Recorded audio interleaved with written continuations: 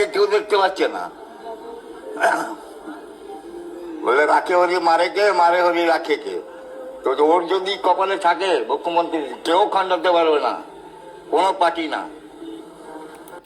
দেখলেন এই যে একজন সাধু বাবা গঙ্গাসাগরে একটি চ্যানেলের পক্ষ থেকে বাংলা জাগো বলে তারা গেছিলেন, একটি সাধু বাবা তিনি যেটা বলছেন মূলত এই যে বিজেপি যেটা বলার চেষ্টা করেন না যে মমতা ব্যানার্জি হিন্দু বিরোধী, হ্যাঁ, খালা মমতা, ফুপু মমতা, তিনি হিন্দুদের জন্য কিছু করেননি, জিহাদি মমতা, এইসব বলেন না বিজেপির পক্ষ থেকে।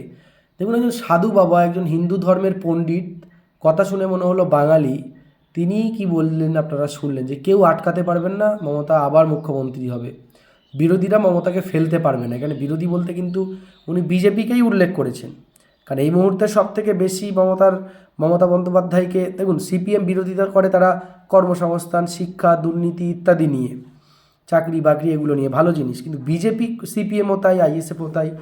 বিজেপি দেখবেন রোহিঙ্গাদের খালা, উনি রোহিঙ্গাদের ফুপু, চোর, ওই কী বলে জিহাদি, মুসলমান তোষণ করে, এই যে অপপ্রচার দেখছেন। হিন্দু সমাজের মানুষ, হিন্দু সমাজের একজন সাধু বাবা, তিনি কি বললেন আপনারা শুনলেন। এবার আপনাদের মন্তব্য কমেন্ট বক্সে জানান।